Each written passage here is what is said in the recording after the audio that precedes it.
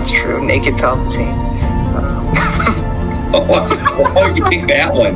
Fresh out of the clone tank, nude Palpatine is my Well, that's the first thing I think of when you say Dark Empire Palpatine.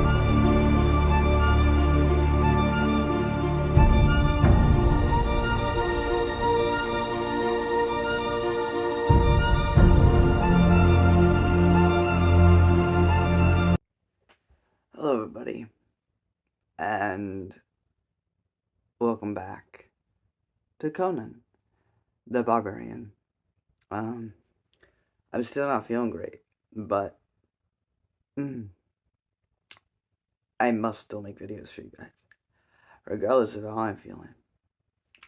This is not going to be too long, one, because I'm not feeling great, two, because I don't have too much to say, but I felt like this deserved to be a single video, seeing as how it's probably, most likely, one of the best written stories that Robert E. Howard produced, and is absolutely one you should read, which is The Queen of the Black Coast. Conan begins this tale in a courtroom, politics, but Conan's not here for that. I think he kills the guy, like the judge, and just leaves. And then he gets on this boat with this guy, and the guy's pretty nice. They get attacked by pirates. A bunch of them die, except for Conan, of course. And then Conan is looked up and down, as if he's an object. I'm just kidding. But there's this pirate queen lady named Baelot, something like that. Anyway, she's in charge of this whole pirate gang, and she sees Conan, and she's like, "Damn." And Conan sees her, and he's like, "Damn." And she's like, "Why don't you just join up with me and help me pillage and plunder, And then we can do this sexy, fun time on the off time, And Conan's like, "Sure, I guess." And so they're just together. They're a pirate family now. I'm making this sound really basic, or like I'm making fun of it, but like it's fun. It's a fun little read. I don't really buy the romance because it's just it's just a short story. It happens and then it's over.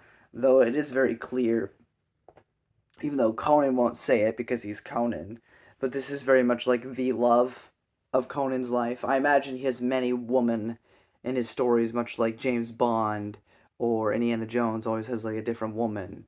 But as for the woman, it was this one. But anyway, so they're together.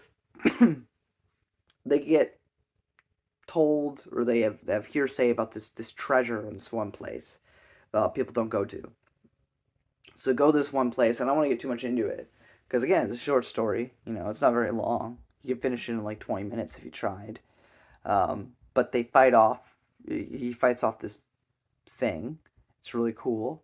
But of course, at the end of the story, the love interest has to die because Conan has to be single by the next story. So that's basically it, without getting too much into spoilers. I don't think it's a spoiler to say that the lady won't be in any other stories, because if you've read any Conan story, then you would recognize that. If this is your first one, my apologies. But I don't think I'm spoiling too much of the experience for you. Overall, I think this was incredible. Conan, I feel often like the stories are very simplistic, and I don't have much to tell you about, because it's a very simple point A to point B.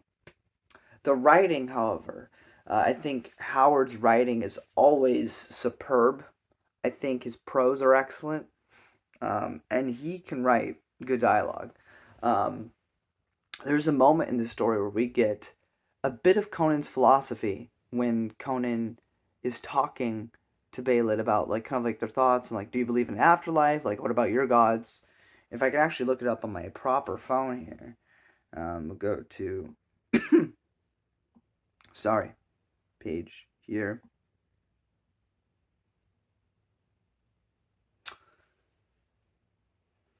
She asks him, "What of your own gods? I've never heard you call on them." He replies, "Their chief is Crom. He dwells in a great mountain. What use to call on him? Little he cares if men live or die. Better to be silent than to cause attention to you. He will send you dooms, not fortune. He is grim, loveless, but at birth he breathes power to strive and slay into a man's soul. What else shall men ask of the gods? And then she asks, but what of the worlds beyond the river of death? He replies, there's no hope here or hereafter in the cult of my people. In this world, men struggle and suffer vainly, finding pleasure only in the bright madness of battle, dying. Their souls enter a great misty realm of clouds and icy winds, to wander cheerlessly throughout eternity. She replies, life, bad as it is better than such a destiny. What do you believe, Conan? And this is the core of who ultimately Conan is as you read all these stories. I have known many gods. He who denies them is as blind as he who trusts them too deeply.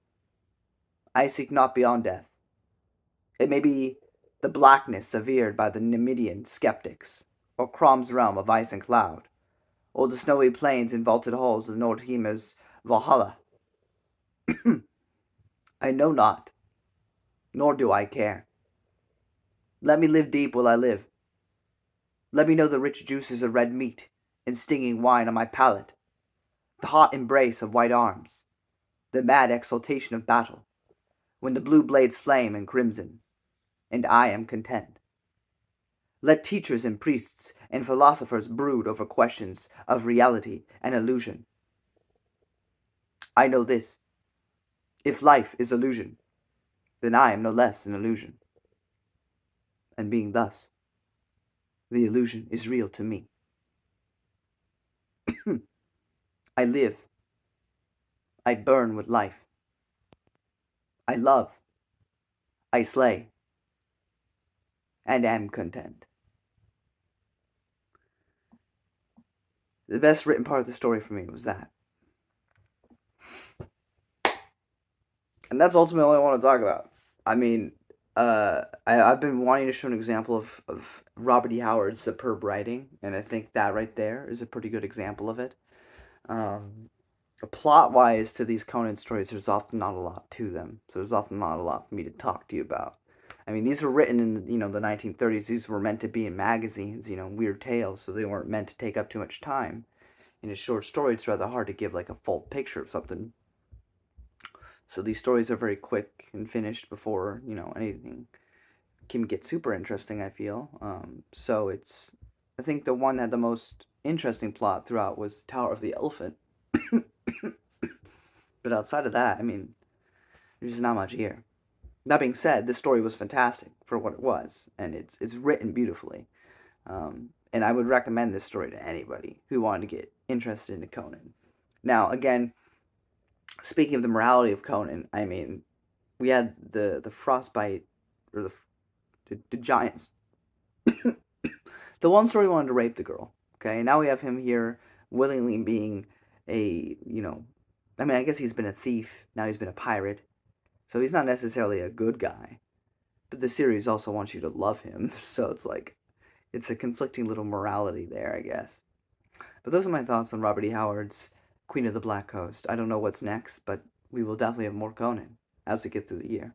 So, thank you all so much for watching. I'm going to go drink some tea. And I'll see you next time.